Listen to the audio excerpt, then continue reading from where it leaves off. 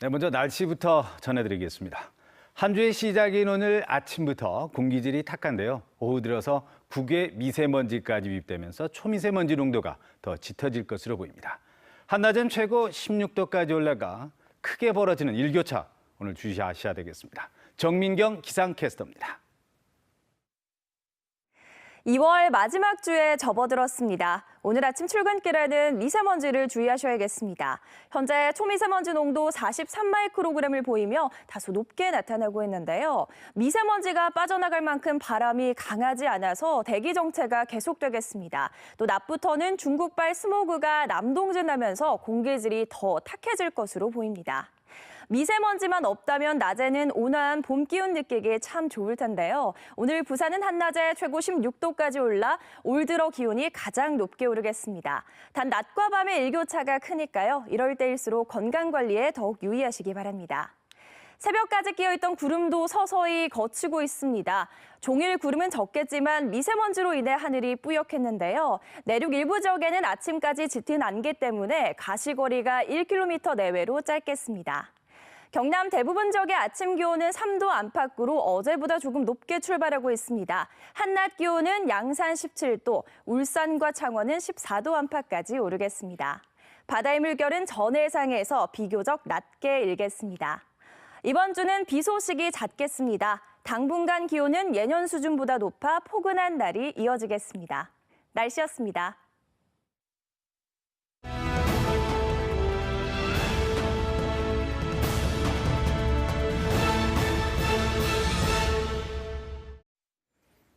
올해는 3.1운동과 임시정부 수립 100주년을 맞는 해입니다.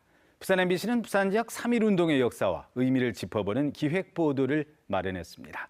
오늘은 첫 순서로 나라를 위해 희생한 부산 지역의 독립운동가들을 소개합니다. 김윤아 기자입니다. 독립운동가 하면 누가 딱 떠오르세요? 안중근 의사. 안중근 의사. 네. 그럼 부산 출신이거나 부산에서 운동한 사람은 누가 있을까요? 그건 잘 모르겠어요. 유관순? 친구분 말고 모르겠는데 유관순 말고는 잘 그러면 부산에는 누가 있을까요? 부산에서 만세운동을 한. 모르겠어요. 부산에서 유관순 누나처럼 이제 만세운동을 한 사람 몇 명이나 될까요? 부산에는. 100명 정도. 3.1운동 100주년. 부산에서도 나라를 위해 헌신한 독립운동가가 많습니다. 동래 출신 박차정 의사는 의열단장 김원봉의 아내로 남편과 함께 무장 독립단체를 이끌며 항일 투쟁을 했습니다. 3남매 중 박 의사와 마지 박문희 선생은 이미 독립유공자로 인정받았고 최근 둘째인 박문호 선생까지 유공자를 신청해 한 집안에 3명의 유공자가 나올 가능성이 커졌습니다. 동래 출신의 한흥교 한영석 부자도 한 집안에서 2명이 배출된 사례입니다. 그 외에도 장건상, 박재혁, 안희재, 김범린 등 부산 출신이거나 부산에서 활동한 독립유공자는 모두 122명입니다. 정부는 이 가운데 6명을 선정해 기념 우표와 엽서를 만들어 그 공을 알리고 있습니다. 근데 전국적인 인물들은 알지만 우리 지역에 대한 내가 여기에 살고 있지만 우리의 독립유공자는 모르고 있습니다. 그래서 이런 분들을 가급적이면 우리 학생들에게 좀 알리고. 독립유공자 후손들은 어떤 기억을 갖고 있을까? 백산상회를 통해 번 돈을 독립운동 자금에 보탠 안희재 선생. 3.1운동 100주년을 맞는 올해 할아버지에 대한 자랑스러움은 더 커집니다. 이 어른께서 평생 나라의 독립을 위해서 혼신의 정을 다 쏟았지 않느냐 하는 데 대한 큰 자부심을. 하지만 독립운동가의 자손이면서도 부친은 사회활동을 전혀 할 수 없었고 7남매 중 자신만이 힘들게 대학을 다니는 등 어려웠던 당시를 회고하게 됐습니다. 백산상회는 안희재 선생을 기리는 소규모 기념관이 됐지만 여전히 마음은 무겁습니다. 특정한 날에만 그게 매스컴이라든지 여러 언론을 통해서 하는 것보다도 평소에 그렇게 관심을 좀 많이 가져주셨으면 하는 게 저희들 바람이고. 3.1 만세운동 100주년. 100이라는 숫자에 담긴 그 특별한 역사는 그날의 한거, 그때 그 뜨거운 횃불을 들었던 우리의 독립운동가들을 반드시 기억해야 한다고 말하고 있습니다. MBC 뉴스 김민아입니다. 기술 금융, 이른바 핀테크라고 하는데요. IT 정보 기술을 이용한 금융이란 뜻입니다. 글로벌 금융 환경의 경쟁력 확보를 위해서는 우리 부산도 핀테크 산업 활성화에 사활을 걸어야 한다는 지적입니다. 정은주 기자가 보도합니다. 스마트폰 결제가 낯설지 않은 요즘, 매장 내 QR코드를 찍으면 결제가 되는 QR 서비스에 이어 최근에는 바코드 결제 서비스도 등장했습니다. 또 1:1 고객 맞춤 서비스를 해주는 채팅 로봇, 홍채, 손가락 정맥 등 생체 인식 결제까지 새로운 결제 시스템이 속속 등장하고 있습니다. 기술 금융, 이른바 핀테크 산업의 일부분입니다. 중국에서는 노점상도 모바일 결제 시스템을 활용할 정도로 글로벌 금융 환경이 급변하면서 정부도 핀테크를 올해 8대 선도 산업으로 지정하는 등 국내 금융산업 경쟁력 제고에 나서고 있습니다. 지역은행도 디지털 IT 부문 조직과 인력을 확충하는 등 대책 마련에 나섰습니다. 그러니까 소비자 입장에서 편리한 서비스들이 은행이 편리한 서비스를 많이 제공을 해줘야 생존을 할 텐데 그런 것들이 뒤처진다라고 하면 소비자들이 외면을 받게 되면서 은행 경쟁력은 점점 낮아질 것으로 판단됩니다. 이런 가운데 동부가 경제 중심 도시 도약을 꿈꾸는 부산도 지역 핀테크 산업 육성이 시급하다는 지적입니다. 부산의 주요 핀테크 기업은 10여 개 안팎으로 지급 결제와 자산 관리, 블록체인 등 분야에서 기술 개발에 나서고 있지만 아직은 초창기 단계입니다. 금융이라든지 IT 기업을 동방 성장 육성시키려면은 반드시 저는 이 지역의 핀테크 산업을 충분하게 그 기업들을 육성 지원 발굴을 해줘야 된다고 그런 생각을 갖고 있습니다. 이를 위해 핀테크 교육, 개발, 스타트업 지원 등 대책이 시급한 것으로 관련 업계는 보고 있습니다.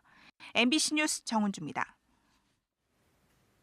네, 다음은 아침 신문 살펴보겠습니다. 오늘 신문 읽기 먼저 부산일보입니다. 비수도권 균형 발전을 위한 규제법인 수도권 공장 총량제 무력화 시도를 중단하라는 기사를 일면 머릿 기사에 올렸습니다. SK 하이닉스가 경기도 용인 지역에 신청한 산업단지 특별물량 추가 요청에 정부가 SK의 요구를 받아들였다는 내용인데요. 이번 정부 들어 수도권 공장 총량제 예외를 인정하는 첫 사례로 이번에 SK 요구가 허용되면 제2, 제3의 사례가 계속 나올 것이라며 전국 지방자치단체가 강력한 반대 의사를 표하고 있다는 소식입니다. 네, 이면에 있는 기사입니다. 수영강의 국가하천 승격 소식을 다루고 있는데요. 유역 면적만 200제곱킬로미터에 달하는 부산의 대표 도심 하천인 수영강이 상반기 안에 국가하천으로 고시될 전망입니다. 중상류에 있는 회동수원지 댐의 준설보강이 시급한데요. 이걸 먼저 정비할 계획이라고 합니다. 하지만 상반기에 전국의 15개 하천이 국가하천으로 승격될 전망이어서 예산 확보가 쉽지 않을 것이란 분석을 달았습니다. 네, 다음은 국제신문입니다. 해양 플랜트 사업단의 좌초 위기 소식을 일면 머릿 기사에 올렸습니다. 인건비가 부족하다며 스스로 중도 해단을 요구했다는 것인데요. 지난 2015년부터 651억 원의 사업비가 투입돼 내년 4월까지 운영될 예정이었는데 지난 4년 동안 계약 실적이 9건에 수주 금액도 겨우 3억 원에 불과했다고 전하고 있습니다. 기술진이 대부분 국내 은퇴자였고 해외 기술자도 7명 영입했는데 2명만 남은 상태라고 지적하고 있습니다. 네, 이면에서는 55 보급창 반환 여론을 다루고 있습니다. 부산의 4개 미군 부대 중 유일하게 반환이 이루어지지 않은 곳인데요. 부산시가 2030 엑스포 박람회장의 후보지를 북항으로 변경했기 때문에 대규모 박람회장으로 이 55 보급창을 이용해 부지를 반환받자는 지역 여론을 전했습니다. 지금까지 오늘 신문 읽기였습니다. 최근 부산 지역의 역전세난 우려와 함께 주택 임대차 갈등도 끊이지 않고 있습니다. 법적으로 해결하려면 시간과 비용이 많이 들어가는데요. 오늘은 이 분쟁을 쉽게 풀어주는 조정위원회의 정태용 사무국장을 만나봅니다. 생생 인터뷰 박준호 기자입니다. 지난 2017년 부산에도 주택임대차 분쟁조정위원회가 출범했습니다. 이 위원회의 첫 사무국장은 정태용 변호사. 정 변호사는 부산 시민들에게 봉사하기 위해 사무국장을 맡았다고 합니다. 제가 10년간 이제 군법무관 생활을 마치고요. 또 부산에서 12년간 개업 변호사로 일을 해왔습니다. 그러고 나서 이제 부산에서 생활을 하면서 부산 시민들 위해서 어떤 봉사를 하면 좋을까 이렇게 생각하다가 조정위원회에선 임대차 갈등을 저렴한 비용과 짧은 시간으로 풀어주고 있습니다. 2만 원 안팎의 수수료에 조정 기간은 최대 3개월입니다. 소송으로 갔을 때 유리하고 불리한 걸 미리 말씀을 드려서 재판을 하게 되면은 더 불리하고 어려운 점이 있고 비용도 많이 들기 때문에 그 전에 합의할 수 있도록. 조정 신청 가운데 가장 많은 사건은 역시 보증금 반환입니다. 지난해 부산에선 221건 가운데 75%인 165건이 보증금 반환 문제였습니다. 정부의 대책이나 또 투기 근절 이런 대책 또 입주 물량은 증가되고 있고 그런 걸 감안했을 때 앞으로 이런 현상은 더욱더 심화될 것이라 생각되고. 조정위원회는 올해 4월부터 상가 분쟁도 중재할 예정입니다. 상가 보증금 반환 문제가 있으시면은 저희 분쟁조정위원회 오셔서 접수하셔도 되고 또 대한법률구조공단 홈페이지에서 인터넷 접수를 하셔도 됩니다. 정 사무국장은 조정 신청 이외에도 주택 갈등과 관련한 어떠한 상담도 가능하다며 시민들이 적극 찾아줄 것을 강조했습니다. MBC 뉴스 박준호입니다. 다음은 저희 부산문화방송과 정기적으로 뉴스를 교환 방송하는 KBC 일본 규슈 아사히 방송에서 보내온 소식입니다. 곽현경 아나운서입니다. 키타큐슈시의 모지양 레트로에서 지금이 제철인 부젠 앞바다 히토츠부 굴을 맛볼 수 있는 축제가 열려 아침부터 많은 시민들이 몰렸습니다. 이날 모지양 레크로 광장에는 200개나 마련된 불판 위 지글지글 굽는 굴에서 짙은 바다의 향이 감돌았습니다. 올해로 11회째를 맞는 굴구이 축제에선 1kg에 1,000엔의 싼 가격으로 히토츠부 굴을 만끽할 수 있습니다. 히토츠부 굴이 채취되는 부젠 앞바다는 내해이기 때문에 바닷속에 영양분이 많고 고소하고 짙은 맛이 난다고 합니다. 사가시 하수이케마치의 전통 행사 미시마 가세도리가 유네스코의 무형문화유산 등록 결정 후 처음으로 열렸습니다. 미시마 가세도리는 신의 심부름을 맡은 미혼 남성 2명이 집들을 돌며 신년을 축하하는 전통 행사로 해마다 2번째 토요일에 열립니다. 지난해 11월에는 오가의 남아하게 등과 함께 내방신, 가면, 가장신들로 유네스코의 무형문화유산으로 등록됐습니다. 가세돌이 역인 2명의 남성은 마을 안의 집들에서 청죽을 두드리고 가정 내 안전과 오곡 풍향을 기원합니다. KBC 소식이었습니다.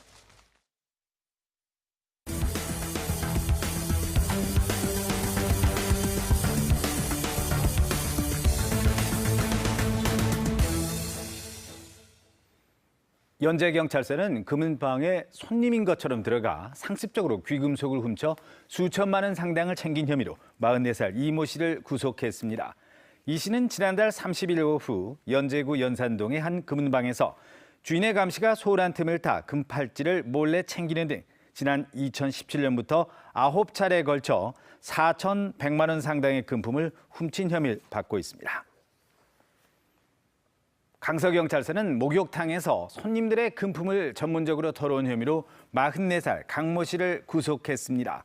강 씨는 지난 2013년부터 6년 동안 부산과 경남 일대 대중 목욕탕을 돌아다니며 사물함을 터는 수법으로 48차례에 걸쳐서 4,500만 원 상당을 훔친 혐의를 받고 있습니다. 김해공항에서 출발하는 13개 항공사의 수화물 운반과 청소를 담당하는 용역업체 노조가 부분 파업을 이어가고 있습니다. 민주노총 공공연대 노조는 지난 23일부터 오전과 오후 4시간씩 부분 파업에 돌입한 가운데 사측의 정년 연장과 임금 인상 등을 요구하고 있습니다. 파업에 앞서 부산노동위원회가 이를 필수 유지 업무로 지정하면서 조합원 절반은 파업 참여가 제한됐고 비상인력이 투입되면서 공항 운영에 큰 차질은 없는 상황입니다. 한국자산관리공사 캠코가 장기 소액연체자 지원 신청이 이달 말 종료된다고 밝혔습니다. 장기 소액연체자 지원 제도는 원금 1,000만 원 이하 채무를 10년 이상 갚지 못한 채무자를 대상으로 상환 능력을 심사해 채무를 면제 또는 조정해주는 제도로 이번 달 내로 신청을 완료해야 지원을 받을 수 있습니다. 자세한 문의는 서민금융통합콜센터 1397이나 캠코 콜센터를 통해 가능합니다.